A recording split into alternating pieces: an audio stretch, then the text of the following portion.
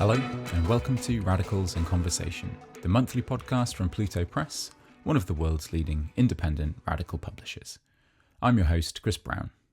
Capitalism has created a world of bullshit abundance and artificial scarcity. We have too much of what we don't need and too little of what we do. Through the system's pursuit of profits, we've been put on a collision course with social and ecological limits that can no longer be ignored. It's clear we need an alternative. As Heron, Keir, Milburn and Bertie put it in their new book, we need radical abundance. A world of human and non-human flourishing made possible by democratically planned production. But radical abundance can't just be voted into existence. It can only be won by taking control of our collective reproduction in the here and now. I'm joined on the show today by Heron, Keir, Milburn and Bertie to talk about the ideas in their new book, Radical Abundance: How to Win a Green Democratic Future. We discuss why the patient work of institution building is a necessary response to a world on fire, however incongruent it might seem. We talk about the radical possibilities of the public common partnership model and explore the housing, pharmaceutical and food sectors as three areas in which new institutions and forms of social control might be developed. As ever, the book Radical Abundance is 40% off for podcast viewers through plutobooks.com. You just have to use the coupon podcast at the checkout. Okay, I hope you enjoyed today's episode. This is Heron, Keir, Milburn and Bertie on Radicals in Conversation. So Keir, Bert, thanks all so much for joining me on the podcast today. It's really great to get to sit down and talk to you about your new book, Radical Abundance: How to Win a Green Democratic Future. The book's published by Pluto Press. It came out in September, so it's still pretty much hot off the press. Yeah, there's going to be a lot we can talk about today. It's a really expansive, generative, bold, ambitious book for a variety of reasons. But let's just start with some basic housekeeping, I guess. It'd be really good if you could just introduce yourselves briefly for our viewers and listeners. Tell us a little bit about yourselves, and then I guess something of your individual journeys that's led you to this room today where you're co-authors of this project. So Kai, perhaps I'll go to you first as you're at the top left of my screen. Oh, it puts pressure on me to do the how we got here as a collective, but that's fine. So my name's Kai. I'm a lecturer in political ecology at Lancaster University. I'm also one of the co-directors of a kind of think tank and action tank we all are called Abundance. And some of that is how we came to write this book. Yeah, how far back do I go? We used to organise together, the three of us. And we've been dealing with these issues, some of the issues in the book, for years. Keir and Bert started working on these things called public common partnerships, and then invited me in to collaborate on that. And then as our conversations grew, eventually we felt like the need to write a book on these topics and to think more broadly about the kind of framework within which we were thinking about public common partnerships, specifically around the problem of transition and how to transition away from capitalism. I'll leave it there because I think you're going to ask us more specific questions about all of that stuff. Yeah, no, that's great. Thanks a lot, Kai. Okay, Bert, we'll go to you next. Tell us a little bit more about yourself. Yeah, hi. I'm a research fellow at the Autonomous University of Barcelona. Kai's already given you a bit of prehistory of how we know each other. And I think a particular part of our history it's worth emphasising is this kind of moment around 2016, 17, 18. There was a release of the Alternative Models of Ownership report, and that obviously happened in a really particular political moment in the UK. And I wouldn't call that a trigger on its own, but it's kind of important sort of in our acknowledgements at the book, for example. It actually turned into like a little bit of a story and the significance of that moment in time and how that kind of led to a lot of this project emerging out of that particular political moment, or partly in response to that political moment. That's part of what brought us together in that particular period. Great, thanks, Bert. And Keir, how about yourself? Well, I used to be an academic, but I got out and I'm now co-director of this organisation that we're all part of. We're all co-directors of Abundance. And, particularly the second half of the book draws on the work we've been doing for the last 5 years, I think. And one of the core concepts in the book is public common partnerships. Kai already mentioned them, and we'll talk about those a bit later. I've got a tiny bit of a story about how I first started thinking about that concept, which is I was finishing my previous book. I was writing the last chapter of my previous book called Generation Left. And I was trying to think through this idea that adulthood, the concept of adulthood based on property ownership was going out of it was fading, and partly because we were moving towards a more rentier economy in which you don't own things. And I was thinking, well, if you don't own things, perhaps that opens space for like common ownership. And I'd seen my friend Bertie Russell use this term, public common partnership. So I thought, oh, that's great. I'm going to write to him. I wrote to Bert and said, hey, what does it mean? What should I read about this? And he said, well, to be honest, there's nothing really written about it. Why don't we just fill it in? And what was that, 2017, I think? And at the time, Bert was living in Manchester, I was living in Leeds, so we'd get the train across and we'd meet in the middle in Hebden Bridge and walk around the hills discussing this concept, basically. And then we'd go to the Trades Club and have a couple of pints and write it all down. In fact, that's something we repeated when we were writing the book. We also had a moment where we all went to Hebden Bridge and walked around the hills as a sort of generative moment. So that's sort of how that was the spur for how me and Bert started to think about this concept, which eventually leads to the book. And we wrote a first report for the think tank Commonwealth, and then people started saying, well, that's a very nice abstract concept you've got, put it into practice. So when we decided to write another report, and we went to our friend and comrade Keir Heron at that point and said, let's write this together, basically. And that's sort of one of the stories you could tell about how we all came together, and eventually, after a few years of this work, actually decided to write a book together.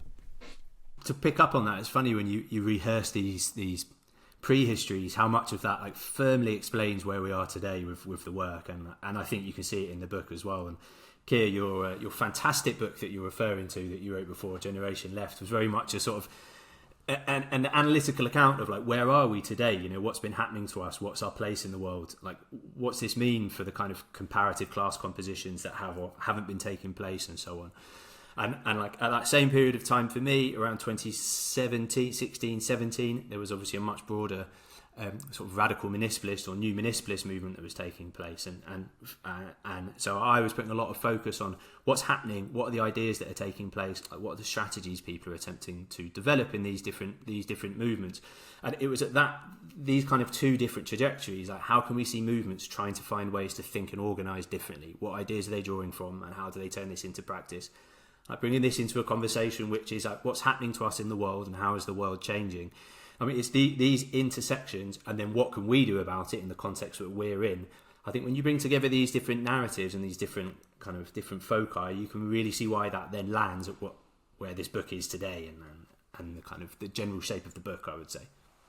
I mean, I think something that comes up repeatedly in the kinds of conversations that we have here on this podcast is like the need for the left, however defined, to develop its own sort of infrastructures, maybe particularly outside of electoral politics, that can preserve movements, intergenerational memory, that can sustain resistance, nurture new kinds of collective subjectivity. I mean, but this is usually kind of in the context of conversations about social movements. And, I think yours is one of the first books that I've read that is looking very carefully at what kinds of institutions we might be able to, build in the here and now that can, not only help us resist, capitalism and its logics, but to dismantle it altogether. It's a book about transition. That's very clear. And I found, reading the book to be very interesting because, it comes at this question of the role of the institution from a different angle to some of the ways that, we've discussed it with guests on this show before. And it's also really interesting reading this book now at a time when, the horror and the chaos are just reigning large sort of everywhere. Everything feels like it's getting worse very quickly, pretty much on every front you can think of. So it's interesting reading this book because it kind of takes a step back from everything in order to engage very methodically and deeply with this question of transition, right? And I think you acknowledge this yourselves in the introduction that the scale and severity of the crises that we're facing, given all of that, it might seem sort of out of touch to write a book that's advocating for this very patient work of institution building. But so I guess the question is, why do you think it's necessary, though, even if it does seem incongruent with the horror of the political moment? We're all going to have a stab at answering this and build off each other's flaws, I would think maybe is kind of bring it forward. But the central part of the book, or maybe we would say, is that the book's it's structured in two halves, which is a kind of useful bit of kind of context for somebody who's approaching this. And the first half of this book it starts out with sort of an analytical premise which has a very long history that it draws on. But we talk about this kind of the fact that we're living in a scenario where, on the one hand, we're seeing what we call bullshit abundance, and we hope that as we explain what that means and where you can see it, people see it proliferate in their own lives. And the flip side of that, which is artificial scarcity. And these are sort of two dynamics which are really kind of accelerating, and they're a product of capitalism, to put it in a really short sense. And against that, we set out something which is kind of more of a horizon that we would consider to be radical abundance. Now, this was what we should say, we were starting working on this before the kind of wave of abundance in the US started to rear its head. And so there was a sort of last minute pivot where we had to kind of respond and bring in some of those kind of awareness of those arguments. Luckily, we didn't have much of a kind of fight up against us with the ideas that we had in our book. But so this is what kind of opens up the book. The first half of the book, as you say, is really setting this perspective of transition that's required in the context, which is sort of forced upon us in the scenario. It's one that we have no choice but to kind of take on. So it's theorising this and thinking about the way we conceptualise transition. And the second half of the book is where we turn more to like specific institutional forms, and by this we mean particular types of organisation which people organise with one another to control resources and assets in a particular way, which we think has particular form, has particular impacts, particular effects. And our central premise is it's through these different types of institutions, which means direct control over certain types of assets and the way that we engage with them, that we start to put a politics of transition in motion. So our focus on transition is to say, or institutions, is to put them into this bigger question of transition and say, how do we start acting in a way that's realisable within our current moment, but that starts to put us on a course towards transition, that starts to bring transition into question and start to create us as agents of history rather than sort of recipients of a history that's not really serving us right now. So it's thinking about this in terms of tools and things that begin to enable us to act from our present moment. I mean, the other way into that is, that we're writing a book about transition to ecosocialism at a time when that seems to be being fought back in lots of ways. But one of the arguments we make in the book is that, like, the problem of transition is just a thing that structures politics. It's structuring centrist politics, even in its moment of denial. It's structuring far right politics, even though it's disavowed transition. Trump says he doesn't believe in climate change, etc. And so that's the energies, the chaos, the sense of crisis is funneled somewhere else, basically into sort of conspiratorial far right conspiracy fantasies like Great Replacement theory, etc., etc. And I think one of the reasons we're in this situation is because the left hasn't taken the problem of transition seriously enough. That's a self-critique as well. As in, we can look at the 2010s and the whole wave of the huge movements of 2011, etc., the electoral turn, the ebbing of that electoral wave, if you want to put it that way.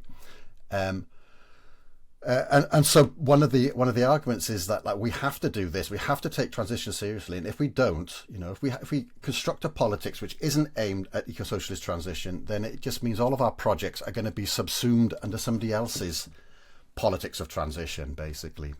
That's particularly acute for us because we're talking about things such as the community ownership and control over assets and resources and services, etc.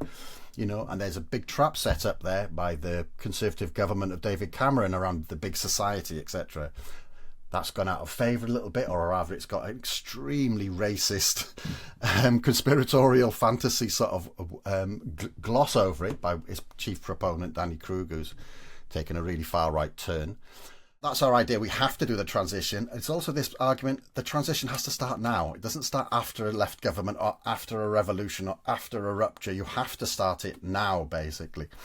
And it's you start it now and you don't know what the future looks like. And in fact, the sort of reason we might want to roll the dice in this direction is that if you look at like the big expansions of democratic rights and democracy across the 20th century, most of them have actually followed a period of authoritarianism, or the sort of a wave of far right authoritarianism, which has then sort of collapsed back. Basically, you can look at Brazil, etc. And we're in a situation where authoritarianism is a really strong drive, both in the centre and on the right. which means that any movement against these will be a movement in favour of democracy. But we can't make arguments to say that we want to preserve the system as it is now, basically. That is what everybody's revolting against. That's why the far right can now take the energies which was previously being captured by the left, etc. And so we have to rethink what democracy looks like, and that democracy have to extend to the economy, basically, and that's part of the argument in the book. One of the joys of writing together is that we approached all of the issues from a slightly different way, but we did converge. So I hope that becomes clear in the way we answer the questions as well. But yeah, so why transition? I want to do that from a bit more of a movement-focused perspective. I think Keir's already covered a lot of the ground, but there's this kind of creeping sense that I think we all shared that transition as a problem had been avoided or black-boxed by social movements for a long time. And there were various ways of doing this. One was to kind of jump over the problem of transition and to imagine, say, like a Green New Deal future and what that could look like. These kind of like utopian visions of where we should go, like, say, half-earth socialism and things like that. And those were useful because they kind of showed that another world was possible, to use that kind of language, and mapped out a kind of direction we might want to go, but always left the question of how you get there unanswered. Then there was another tendency around, just after the financial crash was very dominant, around communization theory, that just basically denied that transition was a problem, that there will be these moments of immediate communizing measures in response to capital's crises, and so we don't need to think about transition. And I think we wanted to situate ourselves in neither of those camps, but say, actually, transition is a real problem. We need to think about it now, and you need to start, the transition begins already, as Keir said. So that's like the why transition. Why the patient work of institution building when everything is collapsing around us, which is a really fair question. Like, I spend a lot of my time giving talks or writing about how bad the climate crisis is. And you can see it lead to kind of paralysis on people's, people are just like, oh my God, what do we do? It's too big, we can't do anything.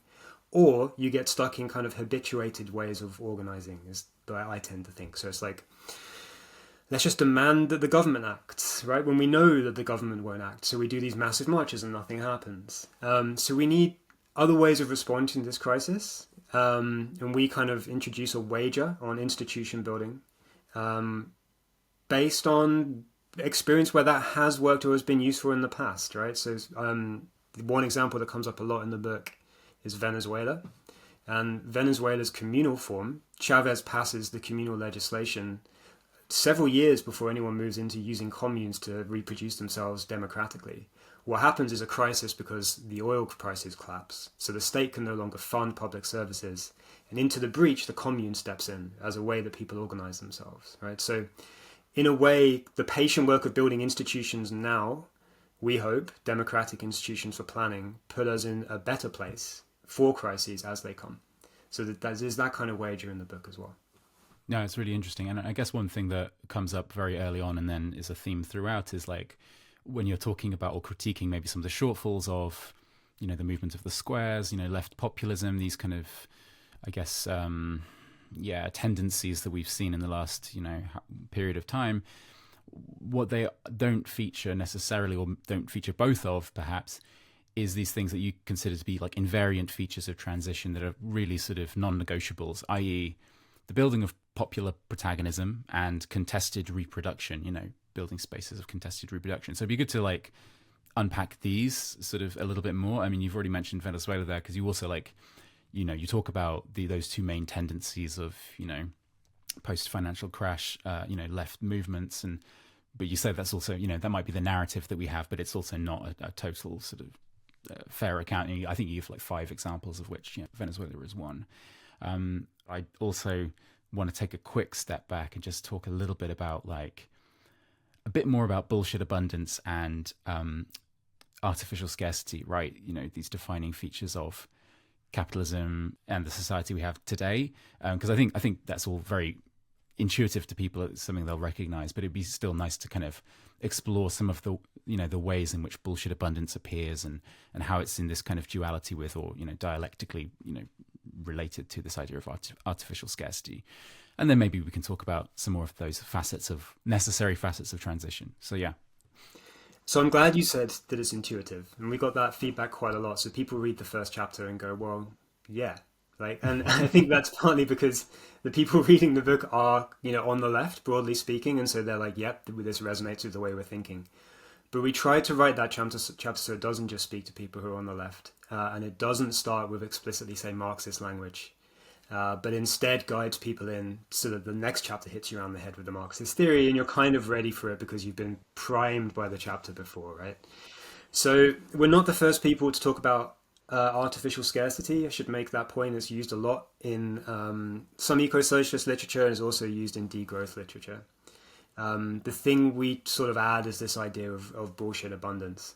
And there's a few reasons for doing that. One is to kind of popularize Marxist theory, but the other is to dodge debates among degrowthers and eco-modernists around this idea. I don't want to gloss it too much here, but like, what kind of future do you want?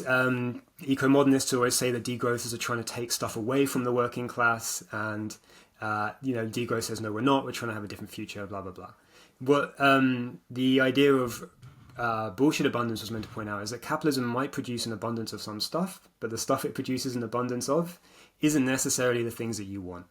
And once you start looking for this, I think we say it in the book, you can see it everywhere. So we start with microplastics, like, it's because multinationals do not have to care about the waste that they produce that we have an abundance of microplastics coursing through our bloodstreams, coursing through the bloodstreams of our children before they're even born, in the ocean. So there's one place we can look. We have a bullshit kind of abundance of reboots. It's a cultural thing as well, right? We use it very expansively, of reboots of old films rather than new ideas, and so on and so on. All of which we argue is derived from a fundamental artificial scarcity, which is the artificial scarcity of control over our own free time and labor, right? That is taken from us by capital. That's my first gloss, and I'm sure the other two will fill in some other examples on that. Part of what we try and do in that, from that earliest kind of the first page as well, is to try and translate these into things which people will see in an everyday life, but also to go beyond maybe some of the kind of things that people might immediately go to, and they're like, when we say some of them are like, oh, it's this abundance of like cheap manufactured goods which just keep getting worse and worse, which is like, yeah, like we're all aware of that. But you can see this, it spreads across like questions of ecology, economy, access to jobs, housing, and so on and so on, and they're dialectically related, like very closely related to each other. So one example in there, for example, is about the collapse in this was like my niche topic because I think I kept boring the others about when I was like hammering on at the time, but like the collapse in the diversity of our gut microbiome. So it's an artificial scarcity. Why is it an artificial scarcity? Well, it's connected to what we eat. So there was this really large cohort study that found that migration to the United States was really strongly linked with a drop in the diversity of your gut microbiome. There are various different factors that are associated with that, like potential factors, but a very strong one is the composition of the US diet, which is largely produced from, I think it's over 50% is coming from a highly processed, ultra-processed foods. Why have you got this proliferation in ultra-processed foods? It's not because everybody just loves buying it and it's the kind of number one thing to get. It's a function of the way the food system works, which is governed by forces of capital in the terms of what food's produced, how is it produced, how is it distributed, how do you get cheap calories to people, so on. But the impact is to massively reduce your gut microbiome. And why is that a problem? Because there's a host of attendant health effects ranging from asthma and so on. So what we try and do is trace that these dynamics, this interconnection between artificial scarcity and bullshit abundance, they're fundamentally linked together. So like whether you're looking at a traffic jam and increased time spent commuting, or whether you're looking at sort of your gut microbiome, these things are not isolated issues. They're ones which run through sort of everyday experience. It feels like that is one of the best, we hope, is something, and like Kai said, quite often people are saying, oh, this is just obvious, and you're like, well, that's fantastic. Like, if you think all of this is obvious and you could have written that chapter yourself, then we're definitely on the same page, and that's a really good starting point for chapter 2, which drops you into something so like a little bit heavier way of explaining and theorising this, and how we start to think moving beyond that as well. So we outline these concepts of bullshit abundance and artificial scarcity, and then radical abundance as well. We sort of try to outline it at least a little bit in the first chapter, and then in the second half of the book, I'll skip a few chapters, but in the second half of the book we go to 3 sectors in which we've done actual practical work, and we draw on our practical work in those sectors. And those sectors are urban development, pharmaceutical production, and then food systems. But in each of those chapters, we try to do an analysis and sort of explain how bullshit abundance and artificial scarcity work in each of those sectors, and then go on to say, well, look, could this be the path? Could we use these public common partnerships as a path towards radical abundance? So one of the clearest examples, I think, of this bullshit abundance and artificial scarcity is in the pharmaceutical chapter, in which, because of the structure of the oligopoly in pharmaceutical production, big pharma as we talk about it, it's just really clear this bullshit abundance. We have a bullshit abundance of things such as research into new Viagra, etc., right? Or this practice of evergreening, where these huge resources are invested in order to try and find a chemical compound which will mimic an already existing medicine, which that pharmaceutical company might actually own. But they may be coming to the end of their intellectual property rights on that, basically. And so they put these huge resources into trying to find something that they'll get new intellectual property rights from. We started to work on this idea of pharmaceutical production and whether you could do commonly owned and governed pharmaceutical production factories, basically, and particularly one factory in Lyon in France.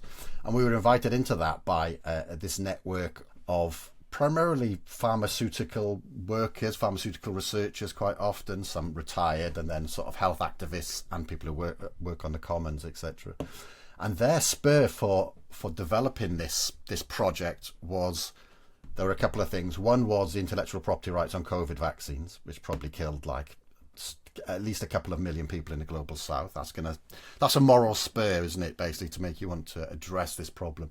But the other problem they were trying to address was the fact that there were just huge shortages in generic medicines right across Western Europe, but in France in particular. And we're talking about paracetamols, the things everyday pharmaceuticals. Or medicines, and the reason why there's a shortage of those is that pharmaceutical companies can get like 6% profits on them, and they can get 16 to 20% profits on a new evergreen variety of Viagra or whatever. These sorts of misallocation of resources. So you can see the bullshit abundance there, and you can see the artificial scarcity, and those artificial scarcities, and they are really, they're not sort of like artificial scarcities in the things that in luxuries or something like that. These are the absolute everyday things that we need to survive. And so another sort of analysis we put forward in the book is that this dialectic of bullshit abundance and artificial scarcity is rooted in the core dynamics of capital. But we are living through an era of capitalism in which the provision by capital is getting more and more bullshit in nature. Because people are trying to extract huge rents, etc., these sorts of things. There's been no productivity growth, all that sort of stuff. Or, like, provision has just been withdrawn from certain populations. And we think that sort of bullshit provision or withdrawal of provision actually opens space for alternative forms of provisioning. And we think public common partnerships might be one way into that. So the public common partnership is, I guess, the central... political wager, I guess, on an institutional form that you're putting forward in the book. You're not saying that this is like the form that should replace all other kind of political activity, but it's just a potentially generative idea. And it does feature these two terms that we've mentioned in passing, and we should now come back to popular protagonism, building that, generating that, and creating situations of contested reproduction. So we should talk about both of these ideas because they're very key. So I don't know. Let's talk about contested reproduction first, because that, I guess, it's also relates to trying to break free from capital's metabolic control, which is another theoretical term that's probably relevant to bring in here. But yeah, I'd be interested to unpack again these ideas and why they're important. So both terms come from revolutionary movements and social movements, and we want to try and show that we're drawing on and tapping into a tradition of thought that has taken this kind of approach and thought about transition in the past. So contested reproduction comes from the Soviet experience. It comes from a political economist called Preobrazhensky, but then it comes to us via a guy called Michael Lebovitz, who thought quite deeply about these moments of transition, though he didn't really like the language of transition, but we do, so we're sticking with it. But basically the point is, so Preobrazhensky was writing and thinking during the new economic policy after the revolution, And he noticed that the countryside and parts of the industrial economy were still very much dictated by capital and capital's laws of value and laws of motion. And he's like, okay, we need to get away from this. How do we do that? Well, we need to introduce kind of socialist models and socialist planning, socialist divisions of labor. But necessarily in this moment of transition, capital's laws of motion and a socialist agenda will be coinciding with one another. And not just coinciding, but they will interpenetrate in a kind of complex way, where even at some point, the same institution will have socialist elements and it will have capitalist elements. And he's like, okay, in this moment, these two logics vie for domination. And the whole point of a transition is to make socialist elements advance and to suppress capitalist elements. Right? So his word for that is contested reproduction. But one of the moves that we do, one of the shifts, he's thinking after the revolution. And one of the wagers we make is that it's not necessarily after that you might need to start thinking about this, and that we might be in a better position at this time if we start thinking about introducing spaces of contested reproduction in the present moment in anticipation of an eventual, maybe more, let's say, overt conflict with capital. So popular protagonism comes from Marta Harnecker, who's a revolutionary journalist, usually working in Latin America, but also in Kerala in India. And you could have like a proximate concept would be, say, working class power. But popular protagonism is something a little bit more expansive. So we don't mean by working class just, the wage labor, and we don't mean just industrial proletariat. We mean the working classes, waged and unwaged, inclusive. Popular protagonism is essentially how do they get to express collective agency and capacity. And there's two steps to that. One, that the collective expression of that power can only happen through institutions. So we need enduring institutional forms through which we can express our shared interests and values. So Harnecker points to communes, but she also points to the party as an example of where popular protagonism might happen. And the other key bit, we don't presume that we have the shared collective interests in which we act. So popular protagonism is about composing shared collective interests and values. So rather than saying, we all have these objective interests, as some Marxists say, that just need to be realized. It's like through collective struggle, through coming together in these institutions, we build collective power and we build a shared consciousness and understanding of our struggle. So we basically say that those two features, I think it upholds, I hope it upholds, those two features are in any revolution I can think of, they are both there. Right, socialist revolution, and so we think that they are invariant, and we borrow that term from Amadeo Bordiga, though he uses it in a slightly different way. Another way into this problem of contested reproduction, say, is you can start from the problem of transition, and one of the key problems of transition, if you're trying to move from one economic system to another, or economic activity coordinated by one economic logic to economic activity coordinated by another economic logic. The big barrier to this, right? The big barrier to revolution thought of as just like a big rupture in which everything collapses, then you rebuild the world afterwards, is that we actually depend on the existing forms of economic coordination to live, basically. So really practically, it's this: why would anybody engage in a process of huge disruption if they can't guarantee that the insulin that their friends need will continue to be made, the day after the disruption, right? And obviously, when you're talking about pharmaceutical production, we are trying to think about this quite seriously. And so, that's one of the problems you have.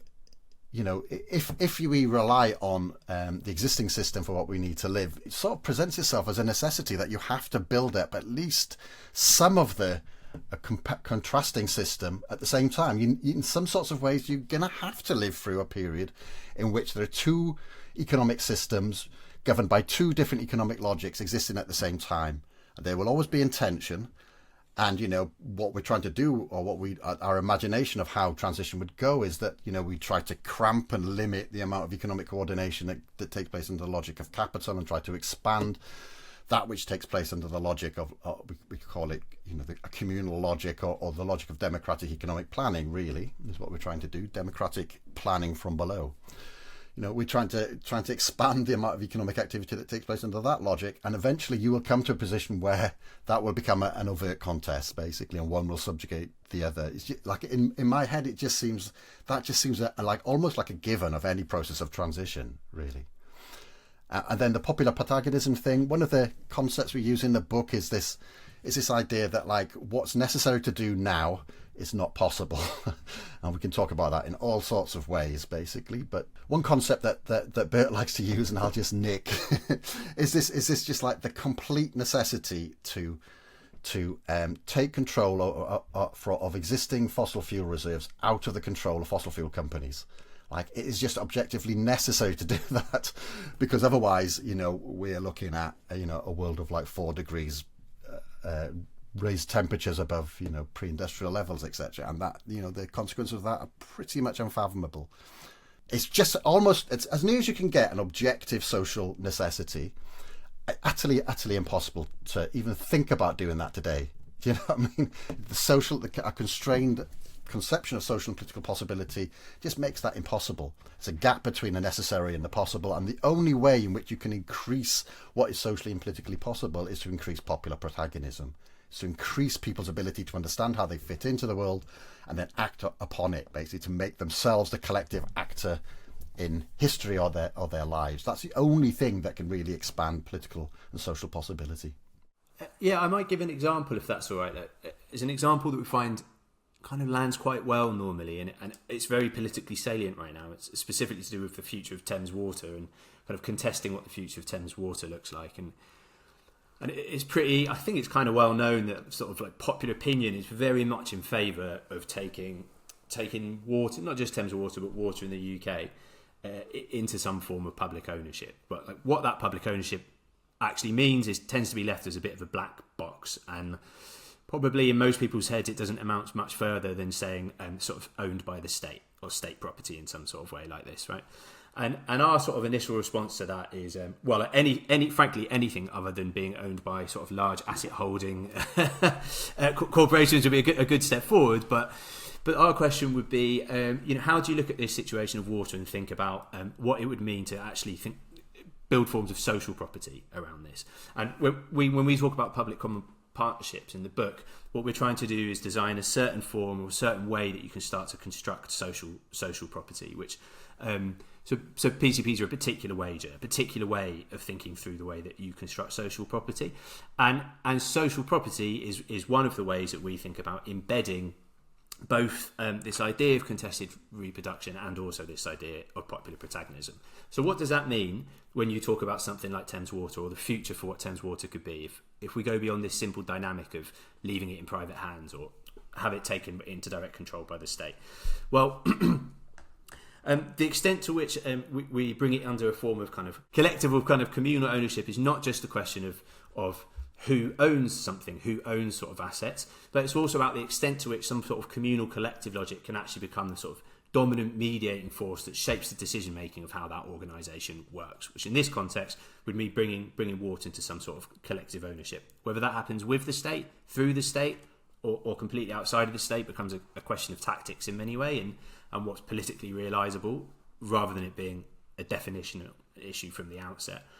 But if you think about what this means with water, the extent to which we're talking about contested reproduction is to say, actually, the way we make sure that we can have clean water that's running and we can guarantee that that's going to be enduring, having access to this clean water, the way that we can make sure that we don't have shit quite literally end up in our rivers is that we're going to contest the way that this asset runs so that it's run and it's governed on the basis of social need, and that we're going to meet the kind of our social need will be the thing that makes decisions over, and like that's what guides the way that we control and run this different organisation.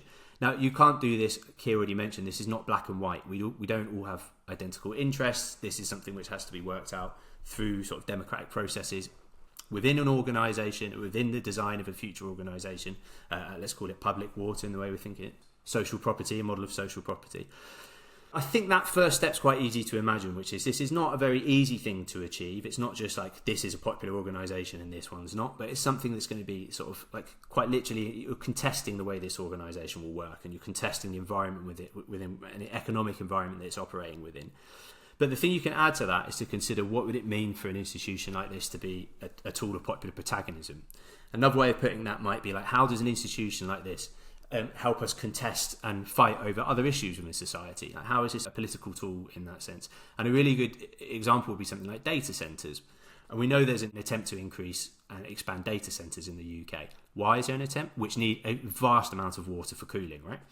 Why is there an attempt to expand data centres? Well, this is the sort of silver bullet of a lot of liberal sort of political economists, is to try and bank on the fact that this will solve the problem of the UK's productivity crisis. Now, what we would need to ask is if we actually had some sort of collective control over a water company, and we're facing increasing droughts, as we're aware of, or indeed flash floods where that water simply can't be absorbed or brought into the water table and used as clean water, we get confronted with a decision. Do we think we should be expanding data centres, which are using up vital water? Or do we think we should be able to continue to support agriculture and make sure that we can actually support growing of crops? In our current political environment, we already know what the outcome is this, because as decisions are made to actively court Trump, actively incorporate billions of inward investment into the UK, actually support data centres as a key part of the industrial policy. We know that we need to take a different direction that's not based on the building of some of this sort of infrastructure. But what are the tools for which you can test that? Well, one way of thinking what a water company like this could do as a form of social property is to simply say we're not going to turn the tap on for this form of industry. It becomes a tool not just to say how do we make sure we have clean water and how to make sure sanitation works. It becomes a tool through which we can collectively exercise power over other elements of our society. It becomes a tool of popular protagonism as well. So this idea of social property, the different shapes that social property can take, and the way that they embody both popular protagonism and contested reproduction sort of goes to the heart of one of the earliest questions you asked, which is like, why this patient work of building institutions? Well, we think it might be kind of quite an important step in answering a lot of different questions about what does political power look like today. Yeah, no, brilliant. So I mean, we've been talking about public common partnerships, PCPs, and there's a sort of, you provide a theoretical model for how they might be structured, which I guess incorporates a workplace or a joint enterprise, as you kind of tend to refer to it, a public body that might be a government or some branch of local government or a different public body, and then a common association. So there's a few different component parts to the PCP, and maybe it would be interesting to unpack some of this because, I think maybe this touches back on what you were saying about how, it's not enough to say, well, we've all got the same interest, and it's just a question of realizing it, and actually there are going to be some differences in like material interests, perhaps initially or whatever, and they're going to need to be worked out. That these kind of PCPs and maybe the common association, particularly, these might be sort of agonistic spaces, even if they're not like outrightly sort of antagonistic internally. So yeah, I think we should explore some of this because it's interesting stuff. And then maybe we can go on to talk about how some of these models have been already put into practice through the work that your organisation Abundance has been sort of consulting on and so on. So yeah, the first place to start with public common partnerships is this. We've already said we don't control the assets or the services or resources that we need to live, basically, and we're in a very weak position because of that. And so public common partnerships are a way in which we could bring those resources, assets and services under collective control, basically. And I'd like to understand that this very strange term, public common partnerships, when we started talking about them, me and Bert first went up the hills of Hebden Bridge, we were thinking about them as how do we reverse the effects of public-private partnerships, PFIs, etc. And part of the effect of that, public-private partnerships are part of this bigger wave of what you'd call neoliberal institutional reform, a real revolution in politics, but also, in the way people think about themselves and their relationship to the state. The UK in particular has been like a real centre for this innovation in institutional forms that neoliberalism undertook. So that's another reason why you might want to think about institutions, actually, because our opponents took them very, very seriously and used them as like the real advance guard of a huge revolution that they undertook. Our analysis of that neoliberal institutional reform was that part of the reason they were introduced was so that they would change the way people thought about themselves. That subjective change, basically, so that you would see people as competitors. you would see yourself as individuals, etc., etc., etc. And so how do you reverse that? How do you reverse it and create institutions which allow you to deliberate and construct collective interests rather than individual interests? Is the underlying rationale perhaps of like this public-common partnership structure. And so, yeah, the public-common partnership, they can be resource and assets, probably a service, although, you know, perhaps with services such as water, we'd actually go to a different form, perhaps. You know, we might not, it might not look like a public-common partnership. It might look a slightly different form of social property. And yeah, you're right. You know, we think that, like, just as public-private partnerships has the public facilitating private ownership or de-risking private ownership is the term that's mostly used these days to take away the risks of private investment, basically. The old socialise the losses, privatise the gains that we're very, very familiar with. You know, we say, well, you know, instead of that, the state, the public, should be facilitating or de-risking common ownership projects, basically. So in terms of like the structure of a PCP, that implies that the state should have some sort of involvement in this, perhaps. We can delimit the amount of say that a state has. You know, we could address their interests and perhaps limit them around that. You know, we think that the workers of a pharmaceutical company should have you know, quite a big say. They should probably be in control of the day-to-day management of that operation, to be honest. And then the joint enterprise, the sort of all of these different bodies would feed into the governance structure. That's almost like the board of the company, basically. So those are two bits that might make sense in a public common partnership. But we also think that you need, you know, not just the workers, but social interests. You know, the wider society should have a say in that, because those workers live in a society. They you know, they exist with other people. There's all sorts of social reproduction work that takes place that enables them to go to work. They drive on roads, which, you know, etc., etc., etc. And in our structure, part of what we were trying to think about was how do you create institutional forms in which ordinary people can deliberate about, you know, what they want to happen in their local area, something like that. And so in a public common partnership design, some of the surplus, the profits that is generated by this asset or resource is given to the common association, which is like a democratic body made up of people probably from the local area. It could be different in different, depending on what sector you're in, etc. And that surplus is given after any sort of debts have been serviced or anything like that. Now we're trying to create a little bit of space and a little institutional form, insulated by from the logic of capital as much as you can make it, so they can just have a debate about what they want to do with that surplus. How do you want to invest that surplus, basically? Like, trying to socialise the investment function, we think, is absolutely key. You know, that's how you control the future. You decide what gets invested in. Capitalism is that the people with money, the capitalists, they're the ones who decide what gets invested in. They're the ones who decide the future, basically. And so, yeah, that arena, which is in some sort of way insulated from the pressures of capital, it's a way in which people can decide, what do we want to happen? What are our priorities? So therefore, that's a form of value building. That's a form of constructing collective interest through deliberation, etc. One of the ideas of public common partnership, we thought, was that perhaps people would be incentivized to think about using that investment of a surplus from one public common partnership to perhaps facilitate the growth of another one, the capitalization of another one, the exchange of knowledge needed to set up another public common partnership.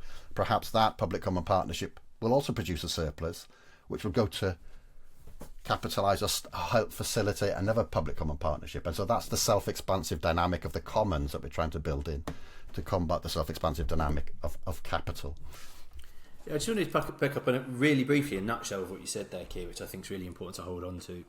And it's key to making sense of why PCPs take the form they do as we propose them anyway. And it revolves around this question of insulation, this word insulation that Keir used, which is sort of we've got 30, 40 years of history and the reforms, institutional forms that are kind of pursued by kind of neoliberal politicians, which were really, really orientated around the idea of insulating financial decision-making from political power. Now, we can either think of this as political power of the state in this sense, which like has limitations with that, but it makes a lot more sense when you say the insulation of economic decision-making, of investment decision-making, being insulated from popular will.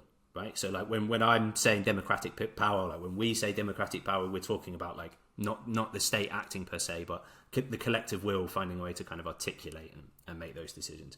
So we've got sort of 30, 40 years where that has really been a sort of leitmotif, is to insulate against the democratic will, having a say over decision making, investment, how investment gets made, where that investment gets made. And really that goes to the heart of where we are right now. Who controls the future in many ways comes down to this question of who controls investment. Now, when Keir said, how do you invert what a PFI is, a public-private partnership, another way of putting that is, how do you invert this so that we can insulate the democratic will over the decisions that we make, a democratic say over where money gets spent and how money gets spent? How do you insulate that from the dictates of the market? Not whether you interpret that as finance or whether you interpret that as something more like, let's say, the value form, has serious impacts on the way that you think about the design of institution. So some of our work can end up looking like quite technical at points of it, and we've got these like technical diagrams and everything, which like there's one review that said this was like very think tanky but in a necessary way, which seems like quite fair probably, although we're not a think tank as such. But the point lies at this, which is about power. Like, who is it that gets to hold power? How do people get locked out of having power? And who is it that gets locked into having power? And how do we start to think about changing the institutions so that we can kind of claw some of that back, or articulate power in a different way, articulate collective will in a different way? That really goes to the heart of the institutional designs and the thing we're trying to unpick. Yeah, the report, the book's quite technical in the way we approach these things, but it is a political issue. Keir makes this point repeatedly whenever we raise the point that there are technical things in here, and he's right to, right? The book gets technical, but the technical elements are there to make a political point. So the top line of what PCP is and why it matters politically, it's a form of democratic planning to try and take back control of assets and resources that we need to live from capital. That's what it's doing, right? It's also, one of the things it's trying to do, Keir's mentioned this, is a self-expansive dynamic of the commons. So the surpluses produced in these common institutions are used to expand new sites of common ownership against the self-expansive dynamics of capital. That's contested reproduction in a nutshell. And Bert's already mentioned it, but the insulation of surpluses and deciding where those surpluses go from from state and from capital, so that basically workers and communities are doing this, is a way of building popular protagonism. But it's doing something else that's quite specific. The only thing I want to add is that we're not talking about co-ops and we're not talking about worker control. And we're very specific that that's not what we're doing, because from the kind of perspective we come from, a cooperative is just a collective form of private ownership, right? Yes, the workers are in control, but they collectively own the means of production of that one site, and they decide how to invest or how to use their surpluses and how much to pay themselves. The Commons Association opens up a space of social control and social property, right, where it's not just the people who work in the space, but the communities also use that asset or resource, also get to determine how it's run and how their surpluses are used. So there's a kind of a contribution there where we're trying to think towards what social property means, a phrase that Bert raised earlier, right? So yeah, I guess the rest has been covered by the other two really nicely.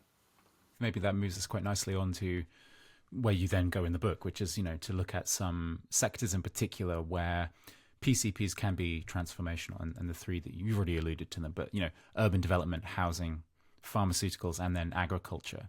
You've already covered a lot of the ground about why, you talked about pharmaceuticals a bit already, but why these three sectors in particular, I guess. And then maybe it would be interesting to hear a little bit more about, well, the first one in the book is housing. The Ward's Corner in Harringay in North London is a really interesting case study. You could say a little bit more about these three sectors, why you chose them, and then move on to talk about some of the specificities of the examples you give. These three cases, or these three sort of sectors that we're focusing on, they all serve a different purpose in the book. One thing we're not saying is, put down your tools. The only three sectors, or the privileged three sectors we should be working on above all else, are sort of markets, pharmaceuticals, and food. Although there'd be some, if you actually take these as the three sectors that we really focus our energies on, they'd probably have quite a big impact, all things considered. But we're not trying to say these are the only three areas. What they really do is reflect our own work, the areas we've been invited into, the people that we've been working with, and how that's then pushed forward our own thinking. So although these three chapters look at and think through the way that this PCP approach would apply in different areas, it's not something that's exclusive to them. So, for example, there is like a very conspicuous absence of talking about, I raised water, for example. We hadn't directly been doing work around water, which is why it doesn't feature in this. It absolutely should be something which kind of we move on to, and we're kind of doing some ongoing work on that. Now, likewise, energy, and you can point to certain examples that kind of have aspects of this. There's like an energy company in Wolfhagen in Germany, which we drew some sort of early inspiration from in kind of pushing some of this thinking forward. So you can look at many other cases or other sectors which aren't included in this book. That we're by no means are we sort of discounting them or not saying that they're important in that way. I want to sort of flag that as maybe an initial invitation in a way for other readers, and this is something we've said at other events. And Keir did an event recently in Sheffield, which is precisely to push people to think about, like, well, where does it make sense to do this where you live, or the kind of areas that you're working on? Because it might not make sense to be focusing on a pharmaceutical plant near you, but it might make a lot of sense to be focusing on, let's say, a water company that's currently sort of got a question mark over it. The other thing to say about that is, well, we could take the Ward's Corner market, Tottenham, in North London. That by the time we got asked into that, I think they'd been involved in an anti-gentrification struggle for 17 years, perhaps it was a bit longer, perhaps even 20 years by the time we got asked in. And that's one of the ways we see these public common partnerships. And when we talk about this iteration of public common partnerships, we're also talking about an iteration of new sites of struggle, basically. When Kai says that there's this technical aspect, but it's a political struggle, we think there is a technical aspect to politics, but the technical aspect is to help to both initiate and empower sort of the actual political struggle that takes place, basically. And so it's an interesting one, the Ward's Corner. So they, it's a classic. It's called the Latin Village Market as well, because it's the real hub of the Latin American community in London. The last one, actually, because there was one in Elephant and Castle that got gentrified out of existence. And so these market traders resisted it. They had lots of campaigners came to support them, etc. It built into a very big campaign, taking all sorts of forms, etc. And with an anti-gentrification campaign, you do actually get to the position where you probably do need some technical help. You have to come up with an alternative plan of what you want to do with that site, or the council will eventually just say, well, it's a problem for us, and the only people who can address that are the developers. So here you go, developer, have it. Have it for £1 or something like that. And so we were invited into the campaign to help contribute towards their community plan, their plan for the site. And we we've drawn up a way in which the public common partnership could work in that way. Similarly, in the pharmaceutical production work, this was an ongoing project in France that we got invited into. Basically, we've been invited into several sort of food systems projects as well, and there's a difference in these between those which are like the Ward's Corner, which come from a much more conflictual situation, and those which don't so much, basically. And part of the problem with that is the real big problem is like creating the community which can drive this struggle on, the community of struggle, if you want to put it that way. The real point I want to make that with this, though, is that you can see all of these as sites of political struggle in which the little bit of the aspect, the technical design of institutions that we're putting forward, they sit within a much wider process of political struggle. And in fact, our conception of transition is quite similar, I think, in that for public common partnerships, we start off in a sort of modest way, because we're trying to think of them as like one individual public common partnership. Trying to establish that is in fact incredibly hard under current conditions. And the idea of this like iterative growth, really to get for public common partnerships to expand to their full potential, you would need much wider political change to take place. You need all sorts of other strategies that people are pursuing, which would be compatible with ours to take place. Basically electoral, the growing up of the strengthening of unions, etc., strengthening of community organisations, all of these other things. And we see our technical aspect and our little strategic way just fitting within this wider project. When I mentioned that these chapters do something for us in the way that we build an argument through them as well, part of this is because you want to kind of err against, a lot of this looks at talking about how would you go about organising and contesting what a particular asset looks like. But our horizon is not about individual assets. And we use this language of a cell form of transition when we talk about PCPs, or you can talk about social property more broadly. And the question is always, how does this link up into something that is much broader than itself? So it's not about, we caution against this idea of these being little lifeboats, like mini utopias of tiny democratic spaces where people, the classic example of this is something like an urban garden or something. Like, very much we're sort of pushing against that and saying like that is not the basis from which you will build a kind of a force that's capable of contesting the kind of current moment that we're in. But you do need to still start with local struggles and think about how they connect together. And that first of those, let's call them example chapters, so to speak, which is focused on Ward's Corner that Keir was talking about, a really important part of that is this question of who struggles, who gets brought together, what movements can actually form, how do they fight for these sort of things. That's part of what that story is, and it's got a long story there, with one that far exceeds and is far more important than anything we have to say about that as well, I should emphasise. So that's a really big part of that first one, is who and how does this start to happen, and what is their connection and their engagement. When we move on to the pharmaceuticals, part of this work is to say these aren't necessarily the kind of conventional sites that we would think to talk about something like. Often when we're in a field of talking about alternative models of ownership or community ownership, it's much more likely to be over something like a cooperative housing or a kind of a small, urban garden's a good example, maybe a cultural centre. There's this kind of a very comfortable space for the left to talk about a lot of these things. Where it's not that comfortable about talking about this is when you start to get into forms of high-skilled and technical industry. Part of what that second chapter is doing is pushing our horizons for this thinking into saying, when we talk about alternate, we don't have to give up this particular world, which is like a pretty big part of what we need to live. We don't have to give this up to say only capital could possibly control, like private interest could do this, or only some sort of mythical interest of the state has the skills and the capacity to think about something like that.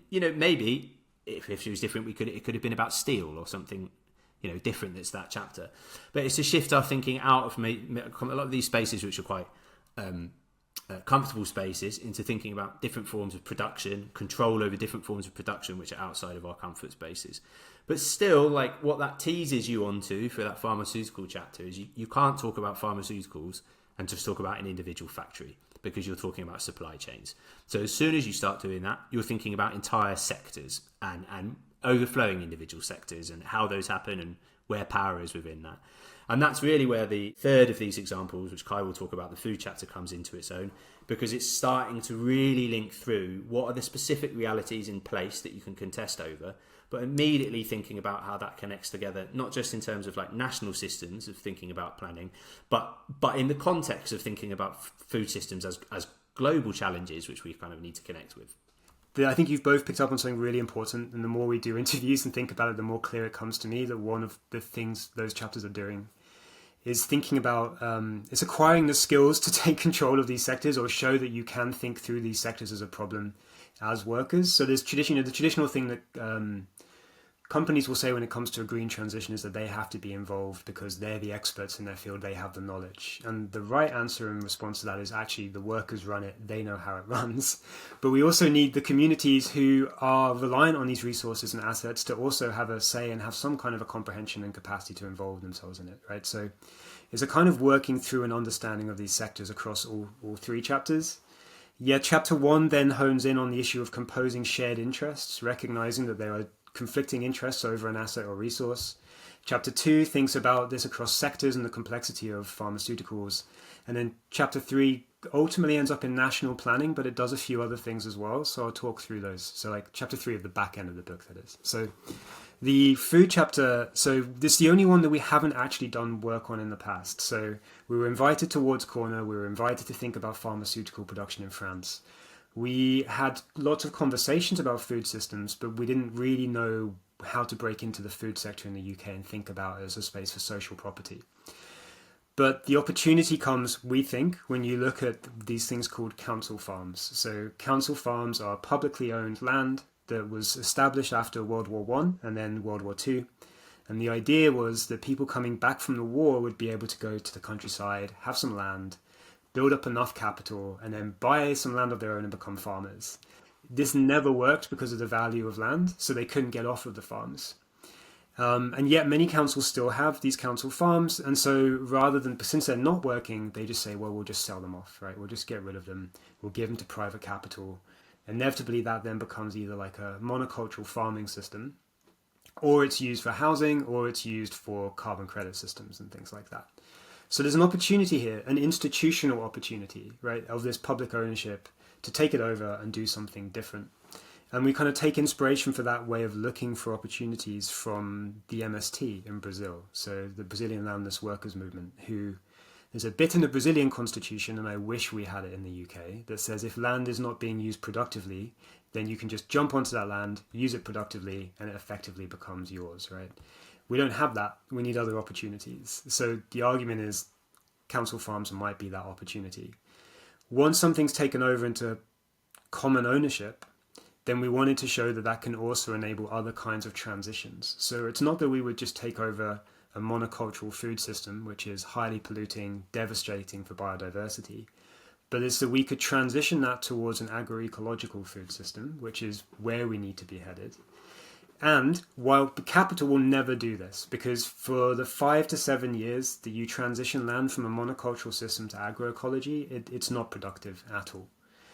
But if you have common ownership and you can commonly plan that transition and start in spaces on council farms, then you might be able to kind of proof of concept show that agroecological production can work, that it can work in the UK, that it can be high enough yielding. So there's this kind of element. And then finally, it's the idea that we're thinking across not just one farm, because, you know, if you live where I do in Lancaster, we're not going to be growing much wheat up here anytime soon. It's wet, it's highland country, it's not good for that.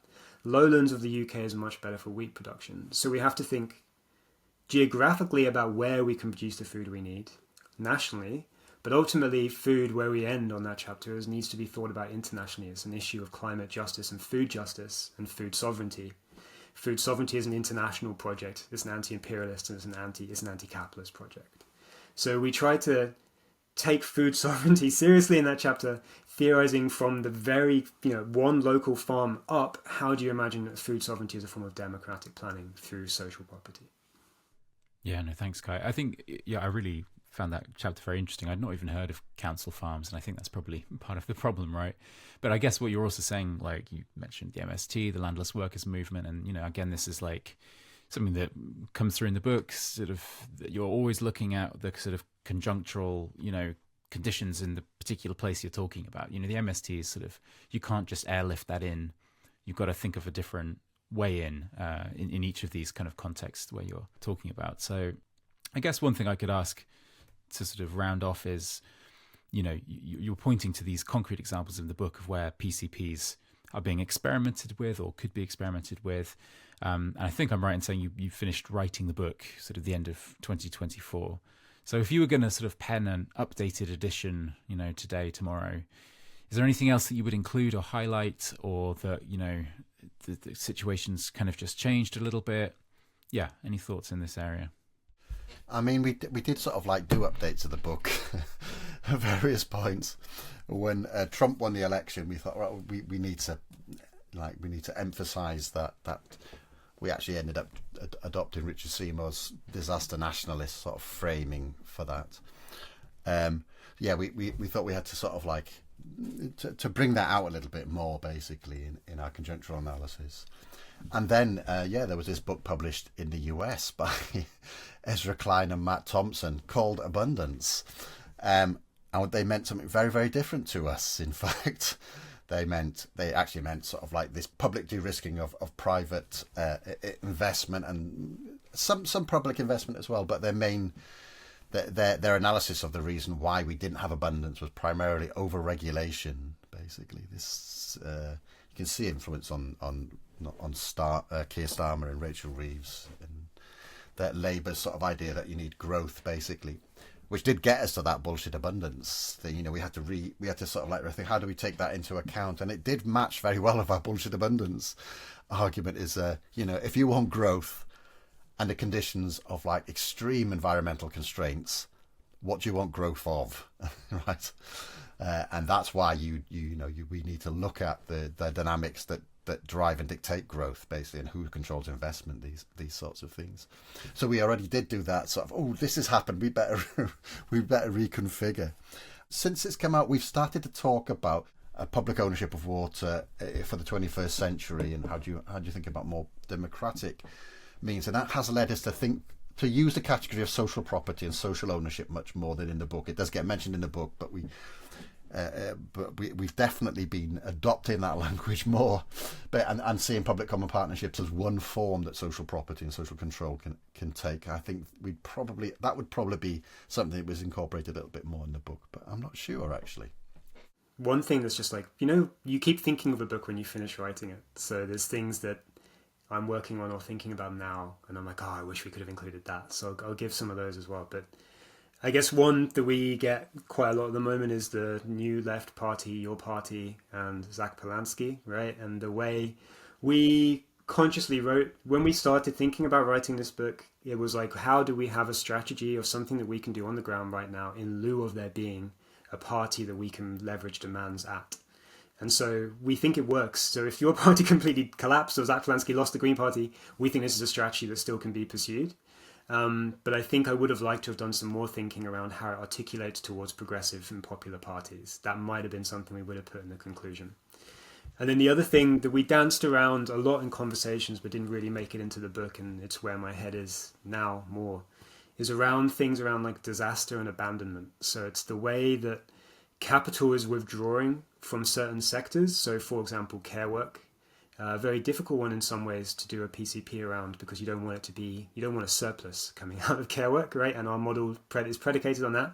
But in any case, capital is beginning to abandon spaces and sectors, and how do we step in strategically to that space? And then the way that through disaster, the price of various things are becoming so expensive that private capital will not go into it. And that potentially opens up space for social ownership. So the way that parts of California, for example, are no longer being insured by private insurers because of wildfire risk. And whether this is the states having to step in to uphold capital, but is this actually a space where common ownership and collective ownership or control could come in, is a thing I would really like to think about. In the UK context, that would be around, say, flooding and flood defences, I think. Yeah, I mean, everything the others said, basically, like all above. But maybe one other element, we sort of ever so slightly touch on it, but like you'll appreciate the limit. Nobody wants another 1,000-page book, right? But I think there's a big thing where we could have expanded a bit more, and like to keep working around this, the conjunctural analysis and how we make sense of kind of a particular conjunction that we're in. And something I'm spending quite a bit of time on at the moment is the way that decline is a sort of a recurring feature, a very, very significant part of far-right discourse as well, but how that intersects with sort of global economic trends as well. And we touch on one point on the book very briefly on the proposal from Isabel Weber about an anti-fascist economics, and like I'd like to think that we probably got something to say that goes quite a bit further, thinking about like, well, what actually do you like? It's a nice idea, but like probably the place of institutions and the role of institutions, and like how does that actually in any way start to address or unpick the kind of not just narrative, but like social power, forms of socialization, like isolation? How do these things all connect together around this idea of decline as part of the like a increasingly popular framing to think about our kind of contemporary moment? And how do you want to unpick that and rewire it? And what's the place for social property within that, and the extent to which sort of transition and a politics of transition sort of really seeks to undermine that sort of far-right response? Yeah, well, those are all really interesting points you've made, and well worth another conversation another time, I think. Well, yeah, Kai, Bert, Keir, I mean, thanks so much for all coming and taking the time to speak to me on the show. I loved the book. It was really, really interesting. Once again, for listeners, viewers, it's called Radical Abundance, How to Win a Green Democratic Future. As I say, it's out now from Pluto Press. You can find it on plutobooks.com and all good bookshops as well. So, yeah, thanks very much, guys. Really appreciate it, your time. Thank you very much. Yeah, thanks, Chris. Thanks, Chris. That was Kai Heron, Keir Milburn, and Bertie Russell on Radicals in Conversation. Once again, the new book, Radical Abundance, How to Win a Green Democratic Future, is 40% off for podcast viewers through plutobooks.com. You just have to use the coupon podcast at the checkout. If you like the show, then please don't forget to subscribe if you haven't already, and you can hit the like button and leave us a comment in the chat as well. We'll be back with our next episode in just a few weeks' time, so until then, thanks very much for watching, and goodbye.